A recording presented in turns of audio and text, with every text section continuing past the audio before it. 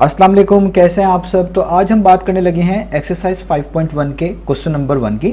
तो ये मेरे पास बुक है क्लास 9 की, क्लास 9 मैथमेटिक्स साइंस ग्रुप है। और जो चैप्टर चल रहा है यहाँ पे वो चैप्टर नंबर 5 है, जिसका नाम है फैक्टराइजेशन। तो आज हम इस वीडियो में इसका क्वेश्चन नंबर 1 करेंगे, जो कि आपको सामने पिक्चर में भी नज़र आ रहा है। तो आइए स्टार्ट करते हैं। तो क्वेश्चन नंबर 1 की जो स्टेटमेंट है, जो कि आपको यहाँ सामने पिक्चर में नज़र आ रही है, वो लिखी हुई है फैक्टराइज। यानी आपने इस क्वेश्चन नंबर 1 में, जिसमें 1 से लेकर 6 तक पार्ट हैं, आपने इन सब पार्ट्स को फैक्टराइज करके दिखाना है। फैक्टराइज करने का क्या मतलब होता है? फैक्टराइज करने का बहुत इजी मीनिंग अगर हम करें तो वो ये होता है कि आप किसी भी एक्सप्रेशन को अगर इस फॉर्म में ले आते हैं कि वो प्रोडक्ट ऑफ टू एक्सप्रेशन जैसी दिखे, यानी वो दो चीज़ों का प्रोडक्ट हो रही हो, यानी एक एक्सप्रेशन को इस तरीके से ब्रेक करें कि वो दो चीज़ों के प्रोडक्ट में बदल जाए, तो हम कहते हैं कि ये हमने फैक्टराइजेशन की है। इसको आप रफली ये भी कह सकते हैं, किसी चीज़ को उसके फैक्टर्स में तब्दील कर देना भी फैक्टराइजेशन कहलाता है। तो आइए स्टार्ट करते हैं हम इसके क्वेश्चन नंबर 1 से और देखते हैं कि हम इसको इन क्वेश्चंस को किस तरीके से करेंगे। तो सबसे पहले जो हमारे पास क्वेश्चन नंबर 1 है, उसका मैं यहाँ पे फर्स्ट पार्ट लिखने लगा हूँ। तो जो फर्स्ट पार्ट है मेरे पास वो है 2abc minus 4abx plus 2abd। तो ये हमारे पास क्वेश्चन है। अब देखें, जब भी आपके पास फैक्टराइजेशन का सवाल आए, जब भी आपको क्वेश्चन में लिखा हुआ है कि फैक्टराइज करना है, आप सबसे पहले कुछ चीज़ें लाजमी याद रखें, वो देखा करें कि क्वेश्चन के अंदर कोई चीज़ कॉमन तो नहीं आ रही। अगर क्वेश्चन में कुछ कॉमन है तो सबसे पहले स्टेप में वो कॉमन जो है आपने बाहर निकालना है। तो अब आप देखें, इसमें 3 टर्म्स हैं। यहाँ पे 2abc है, उसके बाद सेकेंड टर्म 4abx है, और जो थर्ड टर्म है वो 2abd है। तो इन तीनों में अगर नंबर्स की बात करें तो यहाँ पे 2 मेंशन्ड है, यहाँ पे 4 मेंशन्ड है, और यहाँ पे भी 2 मेंशन्ड है। अगर यहाँ पे तीनों पे ऐसे नंबर्स लिखे हों जो किसी एक नंबर पर डिवाइड होते हैं और वो नंबर सबसे बड़ा हो, तो हम उस चीज़ को कहते हैं कि वो कॉमन है। यानी अगर आप देखें यहाँ पे 2, 4 और 2, ये तीनों के तीनों जो नंबर्स हैं ये सब के सब 2 पर डिवाइड होते हैं, और 2 ही सबसे बड़ा नंबर है जो इन तीनों को डिवाइड करने वाला है। तो इसका मतलब है इन तीनों के अंदर 2 कॉमन है। तो ये आपने याद रखना है, जब भी यहाँ पे कोई नंबर्स आ रहे हों, आपने देखना है उन तीनों नंबर्स को कोई एक नंबर अगर डिवाइड करता है और वो सबसे बड़ा होना चाहिए, तो उसी चीज़ को हम लिखते हैं यहाँ पे कॉमन। तो 2, 4 और 2 को डिवाइड करने वाला सबसे बड़ा नंबर जो अवेलेबल है वो है 2, तो हम 2 लिख लेंगे कॉमन। इसके अलावा लेटर्स में देख लेते हैं। यहाँ पे a लिखा हुआ है फर्स्ट टर्म के में, आप देख सकते हैं। सेकंड टर्म में 4 के आगे a लिखा हुआ है, और थर्ड टर्म में 2 के आगे a लिखा हुआ है। यानी तीनों टर्म्स में a भी मौजूद है, तो a भी इन सब में कॉमन आएगा, तो उसको भी आप बाहर लिख लें। इसके बाद b देखें, फर्स्ट टर्म में भी है, सेकेंड टर्म में भी है, और थर्ड टर्म में भी है, तो b भी बाहर आ जाएगा कॉमन। अब c अगर आप देखें, वो फर्स्ट टर्म में तो है लेकिन सेकेंड टर्म में नहीं है और थर्ड टर्म में भी नहीं है। और अब इसी तरीके से आप इस d को देखें, जो d आखिरी वाली टर्म में नज़र आ रहा है आपको, ये सिर्फ इसी टर्म में लिखा हुआ है, बाकी किसी भी टर्म में नहीं लिखा हुआ। अगर चीज़ें तीनों में मौजूद होंगी तो वो कॉमन कहलाएंगी, अदरवाइज वो कॉमन नहीं कहलाएंगी। तो यहाँ पे d जो है वो सिर्फ एक टर्म में मौजूद है, c भी सिर्फ एक टर्म में मौजूद है, तो d और c कॉमन नहीं आएंगे। यानी इस सवाल में सिर्फ 2ab ही कॉमन है। तो जब आप कॉमन निकाल लेते हैं तो उसके बाद आप ब्रैकेट्स का यूज़ करते हैं, राउंड ब्रैकेट्स, और अब आप जो चीज़ें कॉमन निकालने के बाद बचती हैं वो ब्रैकेट्स के इनसाइड लिख देते हैं। तो अगर आप देखें, आपने 2 भी बाहर लिख लिया है, यहाँ पे आप देख सकते हैं। इस a में से a भी आपने बाहर लिख लिया है, और इस b में से b भी आपने बाहर लिख लिया है। यानी इस पहली टर्म में से जो चीज़ बची है कॉमन लेने के बाद वो सिर्फ c है, तो आप यहाँ पे लिखेंगे c। आगे साइन वैसे ही लिखेंगे माइनस। अभी जो नंबर्स आते हैं इनको किस तरह ट्रीट करना है, आपने जो चीज़ कॉमन ली होती है, इन नंबर को उस कॉमन वाले नंबर पे डिवाइड कर दिया करें, तो जो आंसर आता है उसको ब्रैकेट्स के इनसाइड लिखते हैं। या आप इसको ऐसे भी कह लें, यहाँ पे लिखा हुआ है 4 और बाहर आपने कॉमन लिया हुआ है 2, तो आप लिख दें यहाँ पे 4 डिवाइडेड बाई 2। तो 2 टाइम्स 4 होता है, तो इसका मतलब है आपको यहाँ पे 2 लिखना है, तो आप यहाँ पे लिख दें 2। तो इस तरीके से हम यहाँ कह लें, जो बाहर नंबर लिखा होगा उसका टेबल पढ़ेंगे, वो जितने टाइम्स ये वाला नंबर होगा वो यहाँ पे लिख देंगे। इसके अलावा आप देखें, a भी बाहर लिखा हुआ है पहले से कॉमन है, b भी बाहर लिखा हुआ है, यानी यहाँ पे जस्ट x बचा है, तो आपको यहाँ पे लिखना पड़ेगा x। आगे प्लस का साइन आएगा। अब यहाँ पे देखिए 2 है और बाहर भी 2 है, तो बहुत क्लियर हो गया। 2 को 2 पे डिवाइड करेंगे, वैसे भी 1 आएगा। आप चाहें तो यहाँ पे 1 लिख दें, ना भी लिखें इट्स ओके। तो यहाँ पे अगर 2 है बाहर, तो वो पहले से बाहर कॉमन आ चुका है, तो ठीक है, हम इसको नहीं लिखते। a भी बाहर कॉमन आ चुका है, इसको भी नहीं लिखते। b भी बाहर कॉमन आ चुका है, इसको भी नहीं लिखते। यानी सिर्फ d है जो कि बाहर कॉमन नहीं था, तो इसको आपको लिखना पड़ेगा, तो आप यहाँ पे लिख देंगे d। तो आप देखें, आपने इस एक्सप्रेशन को प्रोडक्ट ऑफ 2 एक्सप्रेशन में बदल दिया। ये दो चीज़ों का प्रोडक्ट है, तो हमने इसको क्या कर दिया, इसको हमने फैक्टराइज कर दिया। यही हमने कर दिखाना था। अब कॉमन लेने के हवाले से एक बात आपने और जहन में रखनी है, वो मैं यहाँ पे बता देता हूँ। जैसे आप देखें, आपने यहाँ पे जो चीज़ कॉमन ली है वो है 2ab। अगर आपने देखना हो कि ब्रैकेट्स के इनसाइड क्या आना चाहिए, आप हर टर्म को उस कॉमन से डिवाइड करें, जो बचेगा वो ब्रैकेट्स के इनसाइड आएगा। जैसे अब यहाँ पे देखिए 2abc लिखा हुआ है फर्स्ट टर्म, तो आप 2abc को जो आपने चीज़ कॉमन ली है उससे डिवाइड कर दें, यानी 2ab से डिवाइड कर दें, तो आप देखेंगे ये ab से कैंसिल, 2 से कैंसिल, सिर्फ c बचता है। तो आप देखें आपको ब्रैकेट्स के इनसाइड c ही नज़र आ रहा है।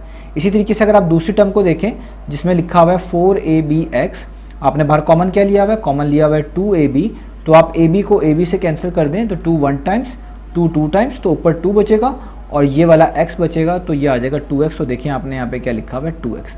इसी तरीके से आप 2abd को 2ab से डिवाइड करेंगे, सब कैंसिल हो जाएगा, सिर्फ d बचेगा, तो आपको ब्रैकेट्स के इनसाइड d ही नज़र आएगा। तो इस तरीके से भी कॉमन को समझा जा सकता है। तो मैंने आपको दोनों तरीके बता दिए। एक तो ये है कि आप जस्ट देख के लिख लें कि जो चीज़ बाहर मौजूद है उसके अलावा जो बची हुई ब्रैकेट्स के इनसाइड है, और सबसे अच्छा तरीका ये भी है कि आप हर टर्म को जो चीज़ कॉमन से डिवाइड करके देख लें और जो चीज़ बचती है वो आप लिख लें। तो ये तो हो गया हमारे पास क्वेश्चन नंबर 1 का फर्स्ट पार्ट। अब इसका सेकेंड पार्ट हम करने लगे हैं, वो आपको यहाँ पे नज़र आ रहा है, वो लिखा हुआ है 9xy minus 12x² plus 18y²। तब मैं इसको यहाँ पे लिख लेता हूँ और अब हम इसको स्टार्ट करते हैं। तो मैं यहाँ पे इसको लिखने लगा हूँ। तो मेरे पास अब ये सेकंड पार्ट है जो कि हम करने लगे हैं। तो सेकंड पार्ट में लिखा हुआ है मेरे पास 9xy माइनस 12x² और आगे लिखा हुआ है प्लस 18y²। तो वही काम करेंगे। सबसे पहले देखेंगे कि हम इन चीज़ों में कुछ कॉमन तो नहीं है। तो अगर नंबर्स की बात करें, यहाँ पे 9 है, यहाँ पे 12 है और यहाँ पे 18 है, तो ये तीनों नंबर्स किसी एक नंबर पर ही डिवाइड होने चाहिए और वो नंबर सबसे बड़ा होना चाहिए, यानी उससे बड़ा नंबर नहीं मिलना चाहिए आपको जो इन तीनों को डिवाइड कर रहा हो। तो उसी को हम कहते हैं कि वो नंबर कॉमन है। अगर आपको एक से ज़्यादा नंबर मिल रहे हो, आप छोटे नंबर से भी कॉमन लेना स्टार्ट कर सकते हैं और स्टेप बाय स्टेप उस बड़े नंबर तक पहुँच सकते हैं। लेकिन ज़्यादा आसानी यही होती है कि आप ऐसा नंबर ही ढूंढ लें जो इन तीनों को डिवाइड करे और सबसे बड़ा हो, ताकि आपको बार बार और स्टेप्स ना करने पड़े। तो 9, 12 और 18 को डिवाइड करने वाला सबसे बड़ा नंबर जो है वो 3 है, क्योंकि 3 टाइम्स 9 होता है, 3 4 टाइम्स 12 होता है और 3 6 टाइम्स 18 होता है। इससे बड़ा और कोई नंबर नहीं है हमारे पास जो इन तीनों नंबर को डिवाइड करता हो। तो इसका मतलब है बाहर कॉमन तो क्या आएगा, वो आएगा 3। अब लेटर्स की बात कर लेते हैं। यहाँ पे x लिखा हुआ है, यहाँ पे x² लिखा हुआ है और यहाँ पे तो x है ही नहीं, यानी x तीनों टर्म में होता तो हम कहते हैं x कॉमन है, अदरवाइज वो कॉमन नहीं हो सकता क्योंकि वो सिर्फ पहली 2 टर्म्स में है, लास्ट वाली टर्म में नहीं लिखा हुआ। तो x को हम छोड़ देते हैं। तो यहाँ पे y की बात करें, यहाँ पे y भी है, सेकंड टर्म में भी y है और लास्ट टर्म में तो y² है। y² का मतलब यही लिया जाएगा कि यहाँ पे 2 मरतबा y है, यानी y तो है, इसका मतलब है कॉमन तो आएगा। अब कॉमन लेने में एक बात याद रखनी है, जब भी कोई ऐसे आपके पास लेटर्स हों, कोई भी अल्फ़ाबेट्स लिखे हुए हों, यहाँ पे वेरिएबल्स भी आप कह लें इनको फिलहाल, तो आपने उनकी छोटी पार को कॉमन के तौर पे लिखना होता है। जिस तरह यहाँ पे पहले y लिखा हुआ है, दूसरे में भी y लिखा हुआ है, तीसरे में y² हो गया, तो y² सबसे बड़ी पार है। आपने इनमें से सबसे छोटी पार को कॉमन के तौर पर लिखना है और सबसे छोटी पार कॉमन y ही है, यानी y की पार 1 है। इनके ऊपर कुछ नहीं लिखा हुआ, तो इसका मतलब है ये इनकी पार 1 है। तो हम y को ही कॉमन लेंगे, यहाँ पे तो हम लिख देंगे y। अब जब ये चीज़ कॉमन आ गई, अब आपको पता है इसके अलावा और कुछ कॉमन नहीं है, तो अब आप ब्रैकेट्स लगाएंगे। अब जो चीज़ें बचेंगी वो आपने ब्रैकेट्स के इनसाइड लिखनी है। अब देखिए इसके 2 तरीके हैं, मैं पहले भी बता चुका हूँ, दोबारा एक्सप्लेन करूँगा। आप पहला तरीका तो ये, आप जस्ट इसको कंपेयर कर लें कि यहाँ पे y था, y बाहर आ चुका है, x नहीं आया तो x तो आएगा ही आएगा। दूसरी चीज़ 9 का क्या करें, जो चीज़ कॉमन ली होगी नंबर्स के केस में उसका टेबल पढ़ना है और जितने टाइम्स ये वाला नंबर होता है वो यहाँ पे लिख देना है, क्योंकि 3 टाइम्स 9 होता है, तो इसलिए मैं यहाँ पे लिख लूँगा 3x। तो ये आ गया आपकी पहली टर्म। इसी चीज़ को आप ऐसे भी कर सकते हैं कि पहली टर्म लिखें, यानी 9xy लिखें और जो चीज़ आपने कॉमन ली हुई है उससे डिवाइड करवा दें। 3y कॉमन था तो देखें y से कैंसिल, 3 1 टाइम्स, 3 टाइम्स, तो ऊपर बचेगा 3 और उसके साथ बचेगा x। तो देखिए मैंने अंदर 3x ही लिखा हुआ है, यूँ भी आप कर सकते हैं। अब आगे चलते हैं, माइनस। अब देखें यहाँ पे जो y है वो तो बाहर आ चुका है, तो उसको तो छोड़ दें। x² नहीं आया बाहर, तो इसको आप यहाँ पे लिख लें। और 12 का क्या करेंगे, फिर दोबारा 3 का टेबल पढ़ेंगे, वो जितने टाइम्स 12 होता है वो यहाँ पे लिखेंगे। 3 4 टाइम्स 12 होता है, तो आप इसको यहाँ पे लिख लें 4। तो ये हो गया इसका आंसर, यानी 4x² इस टर्म तक। और इसी चीज़ को मैं यहाँ पे आपको दोबारा यूँ भी करके दिखा देता हूँ कि आप अगर 12x² को जो चीज़ आपने बाहर कॉमन ली हुई है उससे डिवाइड कर दें, तो ये y से कैंसिल हो जाता है। 3 1 टाइम्स, 3 4 टाइम्स 12 होता है, तो ऊपर बचा 4 और ये बचा x²। तो देखिए मैंने इधर 4x² ही लिखा हुआ है। तो अक्सर बच्चों को कॉमन लेने में प्रॉब्लम आती है, इसलिए मैं आपको दोनों स्टेप्स अलग अलग करके बता रहा हूँ, दोनों मेथड अलग अलग बता रहा हूँ, ताकि आपको जो आसान लगे आप वो वाला फॉलो कर लें।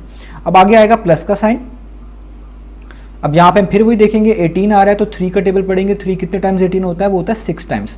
तो आपको यहाँ पे लिखना है 6। वाई स्क्वायर है, वाई स्क्वायर का मतलब है कि 2 वाई हैं, एक वाई तो बाहर आ चुका है, तो यहाँ पे अभी भी एक वाई बाकी होगा, वो हम यहाँ पे लिख लेंगे। इसी चीज़ को आपको यहाँ पे इस तरह भी कर सकते हैं, 18 y square divided by 3 y. तो आपको पता है 3 1 टाइम्स, 3 6 टाइम्स 18 होता है, यानी 6 ऊपर तो आ ही जाएगा। ये एक वाई है, ये इस 2 में से 1 से कट जाएगा तो ऊपर सिर्फ एक वाई बचेगा, तो आएगा 6 वाई। तो वही चीज़ मैंने यहाँ पर लिखी हुई भी है। तो ये हो गया इसका पार्ट नंबर 2। अब तो यहाँ तक ही हमने करना है, हम इससे आगे इसको सॉल्व नहीं करेंगे। तो ये फैक्टराइज हो चुका है, आप देख लें ये 2 चीज़ों के प्रोडक्ट में बदल चुका है, यानी 3 वाई मल्टीप्लाई हो रहा है इस सारी चीज़ से, इसी को फैक्टराइजेशन बोलते हैं। तो अब हम करते हैं इसका पार्ट नंबर 3। तो पार्ट नंबर 3 में हमारे पास लिखा हुआ है -3x² y, आगे है मेरे पास -3x, और लास्ट टर्म है मेरे पास 9xy²। अब हमने इसको किस तरीके से करना है, तो देखें जब भी आपके पास स्टार्ट में कोई माइनस आ जाए तो अक्सर आप देखेंगे कि हम इनमें माइनस भी कॉमन लेते हैं। ठीक है, माइनस कॉमन लेने का ये मतलब होता है कि आप माइनस को ब्रैकेट्स के बाहर लिखेंगे और जो भी साइन हो गया उनको चेंज कर लेंगे।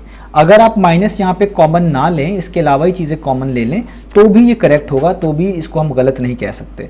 लेकिन यूजुअल प्रैक्टिस होती है कि जो टर्म्स x² के साथ होती हैं, यानी x² वाली टर्म्स होती हैं, इनके कोफिशिएंट को यूजुअली हम पॉजिटिव ही रखते हैं। एक स्टैंडर्ड हमने लाइक आप सोच लें कि फिक्स किया हुआ है। अदरवाइज अगर आप इसमें माइनस कॉमन ना भी लें, इसको नेगेटिव भी रखें, तो फिलहाल यहाँ कोई इशू की बात नहीं है। लेकिन हमने बुक्स के आंसर को फॉलो करना है, तो मैं कोशिश वही करूँगा कि आप लोग कंफ्यूज ना हो और हम उसी तरीके से करें जिस तरीके से बुक फॉलो कर रही है आपके लिए। तो अब देखें, सबसे पहले तो नंबर्स की बात करते हैं। यहाँ पे 3 है, सेकंड टर्म में भी 3 है और थर्ड टर्म में 9 है। तो 3, 3 और 9 इन तीनों नंबर्स को डिवाइड करने वाला सबसे बड़ा नंबर 3 ही है, यानी 3 तो कॉमन आएगा ही आएगा। और मैं आपको कह रहा हूँ क्योंकि x² के साथ माइनस आ रहा है तो आपने माइनस भी कॉमन ले लेना है। अब माइनस कॉमन लेने का मतलब ये नहीं है, ज़रूरी नहीं है कि वो आपको तीनों में नज़र आए। इधर माइनस कॉमन लेने का मतलब जस्ट ये है कि आप जब चीज़ बाहर लिखेंगे माइनस तो अंदर साइन चेंज कर देंगे, इससे कोई फ़र्क नहीं पड़ेगा, क्योंकि ये माइनस जब वापस ब्रैकेट के इनसाइड मल्टीप्लाई होगा, अभी आप आगे देखेंगे, तो वो वापस यही चीज़ बना देगा जो पहले से लिखा हुआ है।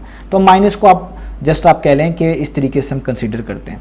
अब आगे देखें, x² आ रहा है, दूसरी टर्म में x लिखा हुआ है, तीसरी टर्म में भी x लिखा हुआ है, तीनों में x आ रहे हैं, बस पहली टर्म में x² है, यानी तीनों में x तो मौजूद है, तो x तो कॉमन आएगा। और जिस तरह अभी ऊपर बताया, छोटी पावर कॉमन लेते हैं, तो x की सबसे छोटी पावर 1 है, तो हम यहाँ पे x की पावर 1 ही कॉमन ले लेंगे। इस पर 1 लिख लें तो भी ठीक है, ना लिखें तो भी ठीक है।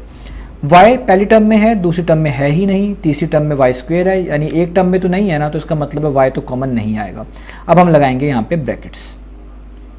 अब जब भी माइनस आपने कॉमन लेना है, ये आपने जहन में रखना है, ये बात आप लाजमी नोट रखिएगा कि जब भी बाहर नेगेटिव साइन कॉमन ले लें या नेगेटिव साइन आ रहा हो, ब्रैकेट्स लगा रहे हों या ब्रैकेट्स हटा रहे हों, तो साइन अंदर बदलते हैं। तो ये जो पहला साइन है माइनस, ये बाहर वाले इस माइनस की वजह से माइनस माइनस क्या हो जाएगा, ये हो जाएगा प्लस। 3 तो बाहर लिखा हुआ है इसलिए इसको छोड़ दें। x² का मतलब है 2x, उसमें से एक x तो बाहर लिख दिया है ना, तो एक यहाँ पे आपको लिखना पड़ेगा। y बाहर है ही नहीं, तो इसलिए ये तो पूरे का पूरा ही आपको यहाँ पे लिखना पड़ेगा। इसके अलावा जो मैंने यहाँ पे मेथड आपको बताया है कि -3x² y को -3x पे डिवाइड कर दें, माइनस माइनस से कट जाएगा, 3 3 से कट जाएगा, एक x से कट जाएगा, ऊपर y बचेगा और x बचेगा, तो वो भी xy ही आपको आंसर मिलेगा। तो चाहे आप इस तरह डिवाइड करके कर लें, जो मैंने यहाँ पे भी समझाया है आप लोगों को, चाहे आप इस तरह जस्ट देख के ही बता दें कि यहाँ पे क्या आना चाहिए, दोनों तरीके ठीक है। अब यहाँ पे देखिए माइनस है, क्योंकि बाहर माइनस कॉमन है तो साइन लाजमी चेंज होंगे, तो ये वाला माइनस माइनस प्लस हो जाएगा इस माइनस की वजह से। अब 3 बाहर कॉमन आ चुका है, इसको लिखने की ज़रूरत नहीं है, वैसे भी 3 1 टाइम्स 3 होता है, तो यहाँ पे आप 1 लिख लें या ना लिखें, कोई इशू नहीं है। x भी बाहर कॉमन आ चुका है, तो यानी इसको भी लिखने की ज़रूरत नहीं है, तो यहाँ पे कुछ भी नहीं बचा। कुछ भी नहीं बचने का मतलब है यहाँ पे बचा 1। अब यहाँ पे मैंने xy जो फर्स्ट वाली टर्म है इधर 1 ही लिखा हुआ है, क्योंकि 3 3 से कैंसिल हो चुका है। 3 1 टाइम्स 3 होता है, आप यहाँ पे 1 लिख भी लें तो भी ठीक है, ना लिखें तो भी ठीक है। तो इसलिए यहाँ पे 3 था, बाहर 3 आ चुका था, मैंने सिर्फ xy लिखा है, बाकी चीज़ें नहीं लिखी। अब यहाँ पे ये प्लस है तो ये माइनस में बदल जाएगा, और 3 टाइम्स 9 होता है, यहाँ पे 9 है तो 3 का टेबल पढ़ना है कि कितने टाइम्स 9 होता है, तो 3 टाइम्स 9 होता है, तो यहाँ पे 3 आ जाएगा। x तो पहले से बाहर कॉमन है, इसको छोड़ दें, तो y² में से कुछ भी बाहर कॉमन नहीं है, तो ये तो कंप्लीट आएगा, तो आपको यहाँ पे लिखना पड़ेगा y² और ब्रैकेट क्लोज। तो देखिए ये हमारे पास हो गया 5A का क्वेश्चन नंबर 3। अब हम इसका करेंगे जो क्वेश्चन नंबर 4 है, यानी बेसिकली पार्ट नंबर 4 मैं कहना चाह रहा हूँ। अब हम इसका पार्ट नंबर 4 करेंगे। तो आइए पार्ट नंबर 4 स्टार्ट करते हैं। तो अब हम करने लगे हैं पार्ट नंबर 4।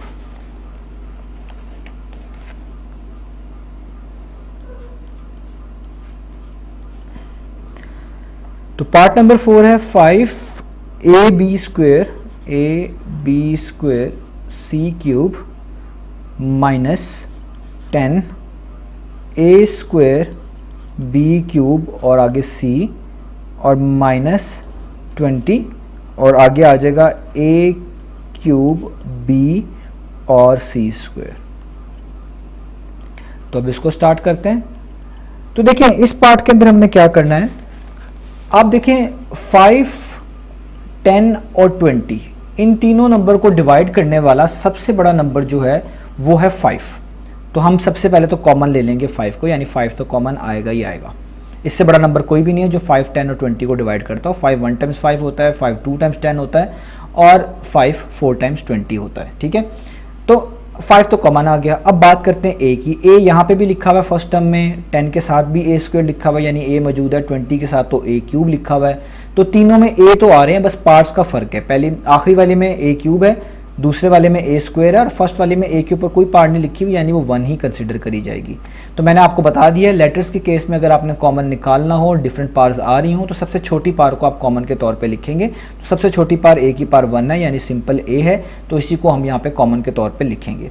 आगे यहाँ पे देखें बी की बात करते हैं। बी स्क्वायर भी आ रहा है, 10 के साथ बी क्यूब भी आ रहा है, 20 के साथ यहाँ पे बी भी लिखा हुआ है, यानी तीनों में बी मौजूद है, बस पार का फर्क है। तो सबसे छोटी पार जो है वो यहाँ पे 20 के साथ लिखी हुई है, बी की पार 1, तो हम इसी को कॉमन लिखेंगे। तो यहाँ पे हम लिखेंगे बी। इसके बाद पार 1 भी लिख लें, कोई इशू नहीं है, लेकिन यूजुअल प्रैक्टिस नहीं है, लिखने की ज़रूरत नहीं होती, तो मैं यहाँ पे मेंशन नहीं कर रहा।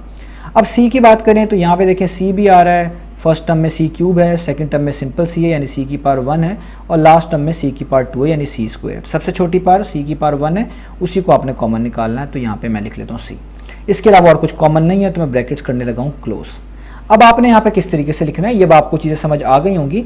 5 बाहर भी लिखा हुआ है और यहाँ पे पहली टर्म में मौजूद है। 5 1 टाइम्स 5 होता है, तो मुझे यहाँ पे 1 लिखना चाहिए। मैंने आपको कहा हम 1 यूजुअली लिखते नहीं है, तो 1 लिख भी लें, कोई इशू नहीं है, तो मैं यहाँ पे मेंशन नहीं करूँगा। ए यहाँ पे मौजूद है, बाहर भी ए है, तो ये भी नहीं लिखने की ज़रूरत। बी स्क्वायर का मतलब है यहाँ पे 2 बी हैं और बाहर सिर्फ एक बी आया हुआ है कॉमन, तो इसलिए आपको एक बी तो यहाँ पे मेंशन करना पड़ेगा। सी क्यूब में आप देखें इसका मतलब है 3 बार सी है यहाँ पे और यहाँ पे जस्ट एक बार है, तो 3 में से एक बाहर है, तो यहाँ पे 2 तो बचेंगे, तो 2 आपको मेंशन करने पड़ेंगे। आप इस चीज़ को ऐसे भी लिख सकते हैं, मैंने आपको ये बार बार बता रहा हूँ कि आपके पास जो भी पहली टर्म है उसको आपने जो चीज़ कॉमन ली हुई है उससे डिवाइड कर दें। ये भी एक तरीका है कि 5 5 से कैंसिल, ए से कैंसिल, ये 2 बी में से एक बी कैंसिल, इन 2 सी में से एक सी कैंसिल, यानी ऊपर बचा एक बी और एक सी। तो देखें अंदर हमारे पास ऊपर यहाँ पे सी क्यूब था, यहाँ पे सी क्यूब था, तो जब ये कटेगा तो यहाँ पे सी स्क्वायर आ जाएगा, क्योंकि नीचे एक सी होगा, ऊपर 3 थे, तो सिर्फ 2 बचेंगे ऊपर। तो देखिए मैंने अंदर वही लिखा हुआ, तो आप इस तरीके से भी करके लिख सकते हैं। माइनस का साइन, आगे चलते हैं। 5 2 टाइम्स 10 होता है, तो यहाँ पे लिखेंगे 2। अब मैं आपको डिवाइड करके नहीं दिखा रहा, डायरेक्ट बता रहा हूँ। यहाँ पे ए स्क्वायर है, बाहर पे सिर्फ एक ए आया हुआ है, यानी यहाँ पे एक ए बच जाएगा। यहाँ पे 3 बी है, बाहर सिर्फ एक बी लिखा हुआ है, यानी यहाँ पे 2 बच जाएंगे। और यहाँ पे एक ही सी है, बाहर भी एक ही है, यानी दोनों खत्म हो जाएंगे, कुछ नहीं बचेगा, तो सी लिखने की ज़रूरत नहीं है। माइनस का साइन, 5 4 टाइम्स 20 होता है, तो मैं यहाँ पे लिखूंगा 4। यहाँ पे 3 ए हैं, बाहर ए की पावर 1 है, यानी यहाँ पे 2 बच जाएंगे 3 में से एक जाने के बाद। यहाँ पे एक ही बी है, बाहर भी एक ही बी है, यानी दोनों कैंसिल हो जाएंगे, कोई भी लिखने की ज़रूरत नहीं है। सी स्क्वायर में यहाँ पे 2 सी हैं, बाहर एक सी आया हुआ है, तो यहाँ पे एक सी लिखना पड़ेगा। तो यही इसका आंसर होगा पार्ट नंबर 4 का। तो इस तरीके से हमने करना है। मैंने आपको कॉमन लेने की चीज़ें दोनों तरीके से समझा दी हैं, तो उम्मीद करता हूँ आपको ये समझ आ गई होंगी। तो अब इसका हम कर लेते हैं नेक्स्ट पार्ट। तो अब हम इसका नेक्स्ट पार्ट करते हैं।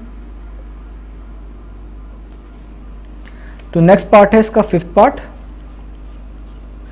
तो 5th पार्ट है आपके पास 3x क्यूब, आगे हमारे पास y है और फिर ब्रैकेट्स हैं और फिर है x minus 3y, brackets close हैं, minus 7x square y square और आगे हमारे पास x माइनस 3y। अब इस क्वेश्चन को हमने किस तरीके से देखना है, ये इंपॉर्टेंट क्वेश्चन है। तो देखें, इस क्वेश्चन को समझने के लिए एक बात काफ़ी है, वही कि हम कॉमन से ही स्टार्ट करेंगे। हमें सबसे पहले कुछ कॉमन इसके अंदर देखना है कि क्या इसमें कुछ कॉमन आ रहा है कि नहीं आ रहा। तो आप पहले ये बात समझें कि यहाँ से लेकर यहाँ तक ये पूरी एक टर्म है और यहाँ से लेकर यहाँ तक ये पूरी एक टर्म है। मैं एक टर्म इस सेंस में कह रहा हूँ कि जो यहाँ से लेके यहाँ तक चीज़ लिखी हुई है इसको हम as a one piece consider करेंगे, और जो ये सारी टर्म लिखी हुई है इसको हम as a one piece consider करेंगे। तो पहले तो 3 और 7 की बात कर लें। तो 3 और 7 दोनों ही प्राइम नंबर हैं और ये सवाए अपने टेबल्स पर डिवाइड होने के, यानी अपने आप पर डिवाइड होने के, किसी और चीज़ पर डिवाइड नहीं होंगे। तो इनमें तो कोई भी ऐसा नंबर नहीं है जो कि 3 को भी डिवाइड करता हो और 7 को भी डिवाइड करता हो, यानी 3 और 7 में तो कुछ भी कॉमन नहीं आने वाला, तो इसको तो छोड़ दें। तो अब बची यहाँ पे लिखा हुआ है x³ और यहाँ पे लिखा हुआ है x²। ये जो माइनस के साइन के आगे लिखा होगा ये सारी टर्म एक है, माइनस के साइन के जो पीछे सारी चीज़ें लिखी हुई सारी एक चीज़ है। हम इन दोनों में कॉमन ढूंढ रहे हैं। तो पहली में x³ है, दूसरे में x² है। तो मैंने आपको बताया था जब भी कोई चीज़ कॉमन होती है तो छोटी पार कॉमन के तौर पे लिखते हैं। तो इधर भी x आ रहा है, इधर भी x आ रहा है, बस फ़र्क ये पहले में x³ है और दूसरी वाली टर्म में 7 के साथ x² है। तो छोटी टर्म बनती है x², तो मतलब पार के लिहाज से, तो हम यहाँ पर कॉमन लेंगे x²। अब देखें यहाँ पे y है और दूसरी जगह पे y² है, तो दोनों में से जो छोटी पार है वो y की पार 1 है, तो यानी कॉमन आएगा इसमें y की पार 1। सिंपल y भी लिख लेंगे तो काफ़ी है।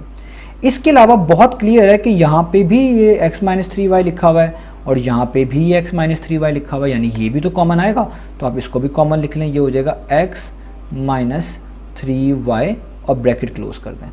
अब जब कॉमन निकाल लेते हैं तो मैंने आपको बताया एक ब्रैकेट और लगाते हैं और जो बच जाता है कॉमन निकालने के बाद अंदर वो लिखते हैं।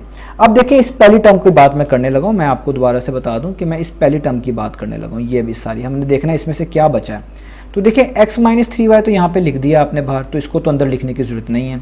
ये एक ही y था, आपने वो भी बाहर लिख दिया है, इसको भी लिखने की ज़रूरत नहीं है। यहाँ पे 3 x थे, उसमें से 2 आपने बाहर लिख दिए, इसका मतलब है आपको यहाँ पे 1 लिखना चाहिए, 1 बचेगा यहाँ पे। और ये जो 3 है ये तो बाहर लिखा ही नहीं हुआ, तो ये भी आपको लिखना पड़ेगा, तो यहाँ पे आपको 3x भी लिखना पड़ेगा। तो यानी पहली टर्म में से तो सिर्फ ये चीज़ें ही आएंगी। अब बात करते हैं इन दूसरी टर्म की। जो दूसरी टर्म है हमारे पास, इसमें क्या क्या चीज़ें हैं। तो 7, पहले माइनस लिख लेते हैं। 7 तो बाहर आया ही नहीं, तो इसलिए इसको लिखना पड़ेगा। x² आप देख सकते हैं यहाँ पे ये लिखा हुआ पहले से, तो इसको छोड़ दें, ये नहीं लिखेंगे। y² का मतलब है 2y, जबकि यहाँ पे 1y आ चुका है, तो आपको 1y तो लिखना पड़ेगा ही। और x-3y तो पहले से ही बाहर लिखा हुआ है यहाँ पे, तो ये लिखने की ज़रूरत नहीं है, यानी इसकी जगह पे कुछ भी नहीं आएगा, बस यही इधर तक ही आएगा और ये आप यहाँ पे ब्रैकेट लगा देंगे क्लोज। इसका मतलब जो 5 पार्ट का हमारे पास आंसर आया है वो आया है x-3y और 3x-7y का प्रोडक्ट, और इन दोनों का प्रोडक्ट हो रहा है x² के साथ। तो यही हमारे पास जो था इन दोनों का आंसर था। अब हम करते हैं इसका लास्ट पार्ट, वो है 6 पार्ट। तो 6 पार्ट भी कुछ इसी तरह का है, उसमें लिखा हुआ है 2x y⁵, आगे है x² + 5, यानी यहाँ पे है x² + 5 ब्रैकेट क्लोज, आगे है प्लस 8x y² और आगे है हमारे पास फिर से x² + 5। तो यहाँ पे भी हम जल्दी से करूँगा, अब आप चीज़ें समझ चुके हैं। 2 और 8 में दोनों नंबर को डिवाइड करने वाला सबसे बड़ा नंबर 2 ही है, तो इसका मतलब है 2 तो कॉमन आएगा। इधर भी x है, इधर भी x है, दोनों की पार भी सेम है, यानी सिंपल बात हो गई, x ही कॉमन आएगा।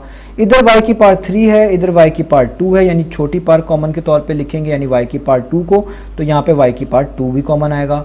इधर भी x² + 5 है, इधर भी x² + 5 है, यानी ये भी कॉमन आ जाएगा, तो इधर भी x² + 5 लिखना पड़ेगा ब्रैकेट क्लोज। जब कॉमन आ जाए ब्रैकेट सारा कॉमन लिख लें तो उसके बाद दोबारा ब्रैकेट लगाते हैं। अब जो बचा हुआ है वो इनसाइड लिखेंगे। 2 बाहर पहले से लिखा जा चुका है, x जो है वो भी बाहर पहले से लिखा जा चुका है। जो ये 3 है इसमें से 2 y बाहर लिखे जा चुके हैं, यानी 3 थे 2 लिखे जा चुके हैं, तो यानी यहाँ पे 1 y बचेगा बस। और x² + 5 भी बाहर लिखा जा चुका है, तो इसको भी लिखने की जरूरत नहीं, यानी पहली टर्म में से सिर्फ y बचेगा। मैं आपको बता चुका हूँ इस पहली टर्म को इस कॉमन से डिवाइड करेंगे, जो आंसर बचेगा वो भी y ही होगा। इस तरह भी आप चीज़ों को निकाल सकते हैं। आगे करते हैं प्लस 8 आ रहा है, तो 2 4 टाइम्स 8 होता है, तो यहाँ पे लिखेंगे 4। x बाहर कॉमन आ चुका है, y² भी आप देखें बाहर कॉमन लिखा हुआ है, x² + 5 भी बाहर कॉमन लिखा हुआ है, यानी 8 के 2 4 टाइम्स करने के अलावा इसमें और कुछ भी यहाँ पे साथ लिखने की ज़रूरत नहीं है, तो यहाँ पे इसकी ब्रैकेट हो जाएगी क्लोज। तो ये था हमारे पास इसका लास्ट पार्ट, और इस लास्ट पार्ट के करते साथ ही 5A का 5.1 का क्वेश्चन नंबर 1 हमारे पास कंप्लीट हुआ। इंशाल्लाह नेक्स्ट वीडियोस में हम इसके बाकी सॉल्यूशंस को देखेंगे, बाकी क्वेश्चंस को देखेंगे।